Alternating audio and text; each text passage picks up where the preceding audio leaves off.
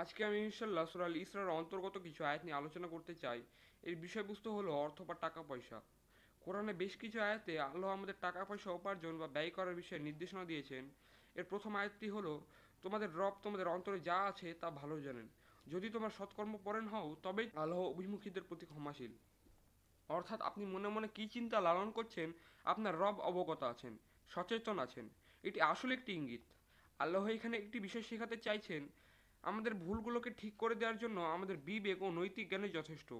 এখানে আল্লাহ বা অন্য কেউ সতর্ক করে দিতে আসছে না। আল্লাহ যে নির্দেশনা এখানে দেবেন তার জন্য প্রয়োজন এমন মানুষ যারা নিজেদেরকে সতর্কতার সাথে পর্যবেক্ষণ করে, নিজেদেরকে সংশোধন করে। তারা অনুশোচনে ভোগে আল্লাহর কাছে বারবার ফেরত আসে। এখানে ব্যবহৃত শব্দটি হলো তাওয়াব, মানে সেই সব লোক যারা সচেতনভাবে আল্লাহর কাছে ফিরে আসে। ভুল করে তারা সে ব্যাপারে মনে কষ্ট অনুভব করে, তাদের জন্যই আল্লাহর সীমার বাইরে ক্ষমাশীল। এখানে আরও একটা শিক্ষা আছে, আমরা সচরাচর ভুলভ্রান্তি করি, সাথে সাথে আরও ভালো কিছু করার চেষ্টা করি। আমাদের নিজেদেরই দায়িত্ব মনের মধ্যে থেকে সে ভালো কাজগুলো খুঁজে বের করে, সাথে সাথে নিজেদের ভুলগুলোকে চিহ্নিত করে সেগুলো আল্লাহর সামনে স্বীকার করে। একমাত্র নির্ভুল সত্তাই হলেন আল্লাহ, তিনি ছাড়া অন্য কেউ যে কোনো সময় ভুল করতে পারে না। সারা জীবন ধরে এই ভুলের অবকাশ থাকে। মাগফিরাত বা ক্ষমা চাওয়ার মূল ব্যাপার এই, আমরা ভুল করেছি, তাকে চিহ্নিত করেছি এবং আল্লাহর কাছে সাহায্য চাইছি সে ভুল থেকে ফেরত আসার জন্য। আর এরপর আল্লাহ আমাদের ভুলগুলোকে ঢেকে দেবেন, আড়াল করে দেবেন। দেয়ালে বা কোনো স্থাপনায় যখন ফাটল দেখা যায়, সিমেন্ট দিয়ে সেটাকে যেভাবেই হোক ঢেকে দেওয়া হয় বা মেরামত করে দেওয়া হয়, সেটি মাগফিরাত। নিজেদের এই ভুলগুলোকে মেনে নিয়েই আমরা স্বীকার করে নিই আল্লাহ হচ্ছেন একমাত্র নির্ভুল সত্তা। আর যারা এই ভুলগুলোকে চিহ্নিত করতে পারে না, তারা আসলে ভুলে যায় যে কেবল আল্লাহর পক্ষে নির্ভুল হওয়া সম্ভব, যা তারা নিজেদেরকে ভাবে। আল্লাহ তাআলা সূরা আল ইসরা ২৬ নম্বর আয়াতে বলছেন, আর আত্মীয় স্বজনকে তার প্রাপ্য দাও এবং অভাবগ্রস্ত ও মুসাফিরদেরকেও তার প্রাপ্য দাও এবং কিছুতেই অপব্যয় করো না। এখন আল্লাহ আমাদেরকে অর্থকড়ি ব্যয় করার ব্যাপারে নির্দেশনা দিচ্ছেন, আমরা যেন আত্মীয় স্বজন অভাবীদেরকেও তাদের অধিকার দেই। সকল আত্মীয় স্বজন নয়, আল্লাহ আলাদা করে কিছু আত্মীয়দের ব্যাপারে ইঙ্গিত দিয়েছেন। আমাদের পরিবারগুলোতে বিভিন্ন ধরনের বিরোধ থাকে। হয়তো একজন চাচাকে আপনি পছন্দ করেন না, বা কোনো ভাই বা বোন কোনো একদিন আপনার সাথে দুর্ব্যবহার করেছিল। পরিবারের বাকিদের আপনি সাধ্যমতো সাহায্য করেন, অথচ এই ধরনের কেউ যদি সমস্যায় পড়ে তাদের এড়িয়ে যান। নিজেদেরকে বলেন, না, ওনাকে ভালো লাগে না, ওনাকে কিছু দেব না। আল্লাহ এই সম্পর্কগুলো আমাদের জন্যই দিয়েছেন। প্রতিটা সম্পর্কের মূলে আছে কোনো না কোনো মায়ের গর্ভ। এভাবে আমরা রক্ত সম্পর্কিত হই। বাবা মায়ের মাধ্যমে আমরা অনেকের সাথে বন্ধনে যুক্ত হয়ে যাই। আর এই বন্ধন যদি থাকে, তবে আপনি তাদের পছন্দ করেন বা না করেন, তাদের কিছু আসে যায় না। তাদের বিপদে আপনাকে আপনার কর্তব্যটুকু পালন করতেই হবে, কারণ আল্লাহ বলছেন আপনার টাকায় তাদের অংশ আছে। আর সে অংশ তাদেরকে দেওয়া আপনার কর্তব্য, এটা তাদের অধিকার। যেমন আপনি কাউকে দিয়ে কোনো কাজ করিয়ে নিলেন, কাজের শেষে সে প্রতিশ্রুতি অনুযায়ী পারিশ্রমিক পাওয়ার অধিকার রাখে, আপনি তখন তার কাছে দায়বদ্ধ। আল্লাহ তাআলা বলছেন, আমাদের টাকায় আমাদের আত্মীয়দের ঠিক তেমন অধিকার আছে, হক রয়েছে। ভেবে দেখুন, আপনি যখন কোনো উচ্চপদস্থ কারো কাছে দেনাদার থাকেন, খুবই দ্রুত সেটা পরিশোধ করতে চান, যেমন ট্যাক্স, ইলেকট্রিসিটি বিল ইত্যাদি। আর না হয় আপনার জরিমানা কিংবা বিদ্যুৎ সংযোগ বিচ্ছিন্ন করে দেওয়া হবে। আপনার কাছে সাহায্য পাওয়ার হকদার আত্মীয়দের কথা ভেবে দেখুন। প্রকৃতপক্ষে আপনার উপর তাদের কোনো কর্তৃত্ব নেই, কিন্তু আপনার উপর আল্লাহর কর্তৃত্ব আছে। আপনি এই অধিকার আদায় করলে আল্লাহই এই পরিণতি নির্ধারণ করবেন। এরপরেই বলা হচ্ছে ওয়াল মিসকিনদের কথা।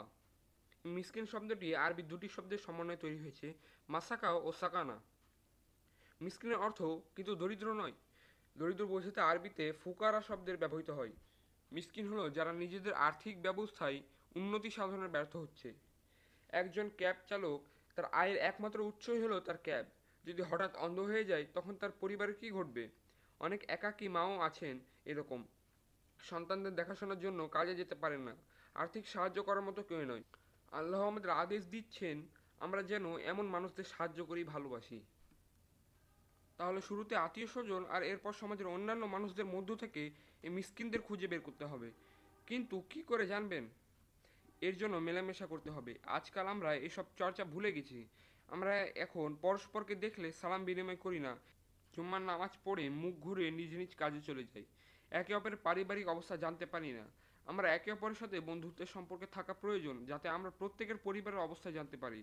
কাউকে হাত পাততে হবে না। আমরা জানবো কার চাকরিটা চলে গেছে, বুঝবো কার চিকিৎসার খরচ অসহনীয় হয়ে গেছে বা কোনো জটিল রোগ ধরা পড়েছে। তাদের জন্য আমরাও গোপনে সাহায্যের হাত বাড়িয়ে দেব। এটাই সমাজ। এটা এমনকি এক আন্তরিক সমাজ তৈরি করা উচিত। রাসূল সাল্লাল্লাহু আলাইহি ওয়াসাল্লাম এমন সম্পর্কের কথা বলতে গিয়ে বলতেন, তুহিব্বু, একে অপরের প্রতি ভালোবাসা। এর অর্থ এই ভালোবাসা ছাড়া ইমানে অসম্পূর্ণ থেকে যায়। এই একই হাদিসে বলা হয়েছে পরস্পরকে সালাম দাও। সালামের অর্থ হলো আপনার উপর শান্তি বর্ষিত হোক। এই সালাম কেবল মুখে উচ্চারণ করার জন্য নয়, বরং এর মাধ্যমে আমরা একে অপরের সাথে পরিচিত হই, জেনে নিই আমরা ভাইটি কোনো কষ্টে আছে কিনা। কাজ শেষে তো যে যার জুতা টেনে বাড়ি চলে গেলাম। এই দূরত্ব থেকে কাছে এসে পরস্পরকে জানার উপায় হলো সালাম। আয়াতের এর পরের কথাটি হচ্ছে ওয়া ইবনা আস-সাবিল, অর্থাৎ পথের সন্তান। এর অর্থ হচ্ছে যারা অর্থের অভাবে নির্দিষ্ট বাসস্থানের সংস্থান করতে পারে না। এরা কিন্তু বেদুইন নয়। বেদুইনরা স্বভাবজাত কারণে স্থান বদলায়। মনে করুন আপনার কোনো একজন বন্ধু বা আত্মীয় টেক্সাসের বাইরে থাকেন, কোনো কারণে সে টেক্সাসে আসবেন।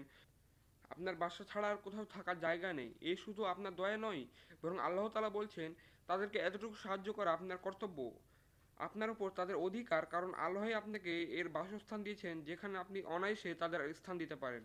আয়াতের শেষের অংশ দেখুন, আল্লাহ তাআলা বলছেন লা তুবাযজিরনা তাবযীরা, অর্থাৎ কিছুতে অপব্যয় করো না, নিজেদের সীমার বাইরে খরচ করো না। মাটি ভেদ করে উদ্ভিদের যে অংশটি একদম প্রথমে বেরিয়ে আসে তাকে আরবিতে বলা হয় আল বাজার। কৃষক মাটিতে বীজ বোনে, বীজ আস্তে আস্তে প্রস্ফুটিত হয়। কৃষককে তখন অপেক্ষায় থাকতে হয়। দীর্ঘ সময় পরে উদ্ভিদ মাথা ছাড়া দিয়ে জেগে ওঠে। প্রথম বেরিয়ে আসা চারটি অনেক বেশি কচি থাকে, এটি তখনও পূর্ণাঙ্গ উদ্ভিদ নয়। এ অবস্থায় যদি সেটাকে কেটে ফেলা হয় তাকে কিছুতেই পাওয়া যাবে না। ঠিক তেমনই কিছু লোক আছে যারা হাতের টাকা আসা শুরু হতেই উড়িয়ে দিতে শুরু করে। হাতের টাকা বা চেক যাই আসুক না কেন সেগুলো খরচের জন্য সুযোগের সন্ধান থাকে। টাকা তো কোনো ব্যাপারই না, এই ধরনের বশবর্তী হয়ে দোকানে গিয়ে হয়তো সবচেয়ে বড় টিভিটাই ধরে বসে। লক্ষ্য করুন, আল্লাহ কেবল তোমার টাকা পয়সা নষ্ট করো না বলে দিতে পারতেন। কোরআনের এটাই সৌন্দর্য। দেখুন কি দারুণ কৌশলে আল্লাহ কথা বলছেন। আমরা সবাই কিছু না কিছু অর্থের অপচয় করি। সত্যি কথা বলতে এটা এড়িয়ে যাওয়া বেশ কঠিন। চূড়ান্ত পর্যায়ে গিয়ে আমরা কেমন আচরণ করি ভেবে দেখি। মনে করা যাক আপনার স্ত্রী ঈদের সময় একটা পোশাক কিনতে যাচ্ছেন। আপনি হয়তো তাকে বলবেন না না অপচয় হবে, কিংবা বাচ্চাদের কোনো খেলনা বা কাউকে উপহার দিতে চান, এমন কিছু কিনতেও বারবার মনে হবে অপচয়ের কথা। অথবা একটা নতুন গাড়ি কিনতে চান, তখন হয়তো ভাববেন আগের গাড়িটার কথা, চাকাগুলো ঠিকঠাক আছে আর এখনো গন্তব্যে যাওয়া যাচ্ছে, সুতরাং নতুন কিনলে অপচয় হবে। কিন্তু জেনে রাখবেন অপচয়ের অর্থ কিন্তু নির্বিচারে ব্যয় সংকোচ নয়। আপনার যার প্রয়োজন অনবরত তা কিনতে থাকা ও প্রয়োজনের চেয়ে সেই কেনার নেশাটাকে প্রাধান্য দেওয়া, এমন স্বাভাবিক তাবজির বা অপচয় করতে থাকা বোঝানো হয়েছে। ভেবে দেখুন, এভাবে যারা চিন্তা না করে নেশার ঝোঁকে বেশি বেশি খরচ করে থাকে তারা পরিবারের পেছনে বা মিসকিনদের খুঁজে বের করে তাদের অভাব পূরণে কী করে ব্যয় করবে। আপনার গৃহসজ্জা একটা দরকারি কাজ, নতুন একটা কার্পেট কিংবা আরও অনুষঙ্গ আমাদের স্বাভাবিকভাবে প্রয়োজন হয়। কিন্তু অনবরত এসব কেনার পেছনে ছুটতে থাকা ব্যক্তি নিজেকে অপচয়কারী হিসেবে শব্দটি দাবিদার করে ফেলে। আর আল্লাহ এই ব্যাপারে সূরা আল ইসরার ২৭ নম্বর আয়াতে বলছেন, অপচয়কারী শয়তানের ভাই, আর শয়তান তোমার প্রভুর প্রতি অকৃতজ্ঞ। আচ্ছা আমাকে একটা কথা বলুন তো, কেন শয়তানের সাথে সম্পর্কযুক্ত করা হচ্ছে এই স্বাভাবিক বিষয়টাকে? আসুন একটু ভেবে দেখি। প্রথমত, এই যে অস্থিরতা, তাড়াহুড়া করা, এগুলো মূলত শয়তানের বৈশিষ্ট্য। সুতরাং কোনো কিছু কিনতে বা পেতে আমরা যে তাড়াহুড়া করি এটি শয়তানের প্রভাবেই করি। দ্বিতীয়ত, মানুষ যখন অনেক জিনিসপত্র, ভালো জিনিসপত্র, নিছক আনন্দ বিনোদনের পেছনে বেসামাল পয়সা খরচ করে, তখন আসলে কারা লাভবান হয়? আপনি উপার্জন করেন আর বিনোদন মাধ্যমগুলো সে পয়সা আপনার থেকে নিয়ে যায়। আপনি অর্থহীন কাজে ব্যয় করেন, আর এইসব অর্থহীন কোম্পানিগুলো ফুলে ফেঁপে বড় হতে থাকে। আর এই সবকে আশ্রয় করে শয়তান ও সমাজের মূলে শিকড় বিস্তার করতে থাকে। আয়াতের পরের অংশটিতে আল্লাহ শয়তানের সাথে পরিচয় করিয়ে দিচ্ছেন। এখানে সে সত্যি ভয় পেতে হয়। শয়তানের হাজারো বৈশিষ্ট্য রেখে আল্লাহ এখানে শুধু একটিকেই তুলে ধরছেন, আর তা হলো শয়তান বড়ই অকৃতজ্ঞ, আর সে তার প্রভুর প্রতি সন্তুষ্ট নয়। বর্তমান সময়ে কেনাকাটা প্রিয়দের কথা আমরা জানি। এরা নিজেকে বলে কেনাকাটা প্রিয়, যে কোনো কিছু কেনার জন্য নেশাগ্রস্তের মতো আচরণ করে। এই ধরনের মানুষ কিনতেই থাকে। তাদের জুতা কাপড় সারাক্ষণ কিনতেই হচ্ছে, কারণ কি, তারা কখনোই খুশি হতে পারে না। আমার কি কি নেই এইসব চিন্তায় তারা আচ্ছন্ন হয়ে থাকে। এই বিরামহীন ভোগবাদিতা মানুষের মনে অসন্তোষের বীজ বপন করে। এই অসন্তোষে অকৃতজ্ঞতা, নিজের মালিকানায় যা আছে তার চেয়ে যা নেই তার প্রতি এদের ঝোঁক বেশি থাকে। সুন্দর গাড়ি আছে সেটার প্রশংসা না করে মনে মনে পরিকল্পনা করে আমি ওর মতো একটা গাড়ি কিনে ফেলবো। আমরা এইভাবে আমাদের বাচ্চাদেরকে এমন লোভী এবং অকৃতজ্ঞ বানিয়ে ফেলি। এর ভিডিও গেম থাকতে আরও একটা এনে দিই, ওদের তালিকা আরও বড় হতে থাকে। এরা একে অপরকে বলে এই গেমটা এখনও কিনিনি আমি, আমার লাগবে। একজনের আইফোন আছে, তাকে রীতিমতো অনেক কথা শুনতে হয়, তোমার আইফোন এক্স নেই, তোমার এর ওপরের লেভেলের আইফোনটা নেই। আর যার হয়তো আইফোন 5 এক্স আছে, সে হয়তো রাত জেগে দোয়া করছে আমি যেন আইফোন 6 পাই। এভাবে মানুষ লাগাতার অতৃপ্তি ও অপূর্ণতা বোধের চর্চা করতে থাকে। প্রকৃতপক্ষে মানুষের ধরনে এমন যে সে সবসময় আরও ভালো কিছু করতে চায়, এটাই স্বাভাবিক। কিন্তু একজন অপচয় করে এসব ভেবে অপেক্ষা করে না, সে কিনে ফেলে, এর ফলাফল ভাবে না। এই নেশা থেকে আল্লাহ আমাদের দূরে থাকতে বলছেন। এর পরের আয়াতে আল্লাহ এমন এক ব্যক্তির কথা বলছেন যে ইচ্ছা থাকা সত্ত্বেও আর্থিক সীমাবদ্ধতার জন্য আত্মীয় বা কোনো মিসকিনে সাহায্য করতে পারে না। আল্লাহ তারা এই জন্য সূরা আল ইসরার 28 নম্বর আয়াতে বলছেন, আর যদি তাদের থেকে মুখ ফেরাতেই হয় আল্লাহর রহমতের সন্ধান করার জন্য, তাহলে তাদের সাথে নম্র ভাষায় কথা বলবে। এই কথাটির অর্থ কী হতে পারে, আসুন ভেবে দেখি। আল্লাহর রহমতের সন্ধান করতে গিয়ে তাদেরকে ফেরানো দিয়ে আল্লাহর তাআলা কী বোঝাচ্ছেন? হয়তো আপনার কাছে কেউ সাহায্য চাইতে আইলো, হয়তো রাস্তা সিগন্যালে আপনি কর্কশ ভাষায় কথা বলতে লাগবেন, যাও এখান থেকে, দিতে পারবো না। আল্লাহ তাআলা বলছেন, বরং তাদের সাথে কোমল ভাষায় কথা বলবে, এমনভাবে তাদেরকে ফিরিয়ে দিবে যে তুমি নিজেই ফকির, তুমি নিজেই আল্লাহর অনুগ্রহ খুঁজে ফিরছো।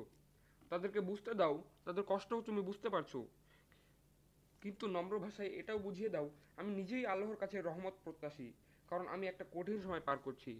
কেউ যখন আপনার কাছে সাহায্য চাইতে আসে, সেই সাথে করে সাহায্যের বিনিময়ে আপনাকে দেওয়ার জন্য আল্লাহর পক্ষ থেকে রহমত নিয়ে আসে। যখন আপনি সাহায্য করতে অপারগ হন, তখন আপনি সেই রহমত থেকেও বঞ্চিত হন। বিকল্প হিসেবে আপনার আল্লাহর সাহায্যের দিকেই ফিরতে হবে, রহমতের আশায়। এই ছোট ছোট রহমতগুলো আল্লাহ আমাদের কাছে পাঠান রিজিক হিসেবে।